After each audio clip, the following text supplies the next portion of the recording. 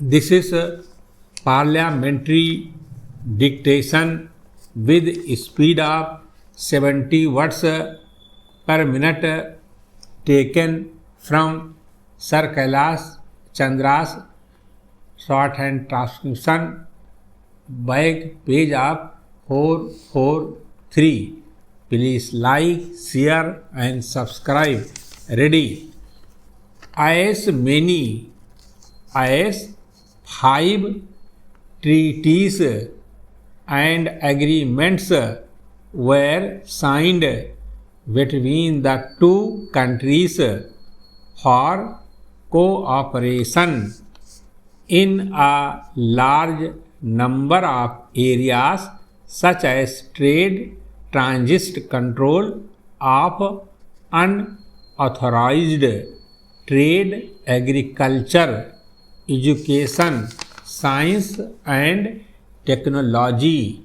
A number of decisions were taken for cooperation in the key area of water resources development. Thus, the two countries are moving towards a new era of mutually beneficial bilateral cooperation. In short, I may say that our relations with Nepal are at a splendid high level, and perhaps they have never been as good as they are now. We would indeed improve on this spirit of fraternity and cooperation for further benefit of both our countries and people. Para, as far as Sri Lanka is concerned, the meeting between our Prime Minister and President Premdasa in December 1991 on the occasion of the SAARC summit gave a further boost to bilateral relations and enabled discussion of issues of concern.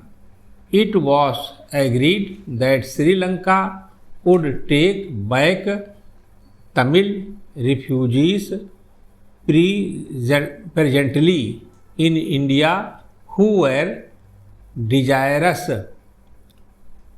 of returning voluntarily to their homeland. As of now, approximately 5,000 have returned, and the movement is continuing. We have taken up with the Sri Lanka government incidents of attacks by Sri Lanka Navy on our fishing vessels which stray beyond the maritime boundary. Assurance have been received from them that such instances will not reoccur. At the same time, it is necessary that our fishermen we advise to continue their fishing activities to the Indian side of the maritime boundary, and we are at the direction of the Prime Minister in the process of seeing as to what we can do within the existing legal framework to improve upon the possibility of fishermen to fish in some of these areas which we are now discussing. Para. Now I come to Pakistan.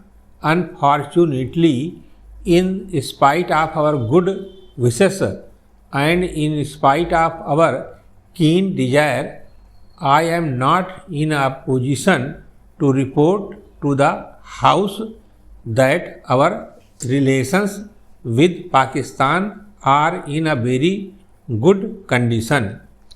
The crux of the problem remains Pakistan's continued support to terrorism and subversion directed against the Indian states of Jammu and Kashmir and Punjab. Assurances conveyed by Pakistan in this regard remain to be translated. Pakistan has also been attempting to internationalize the Kashmir issues and has misrepresented and distorted the situation in the valley through false propaganda. Para.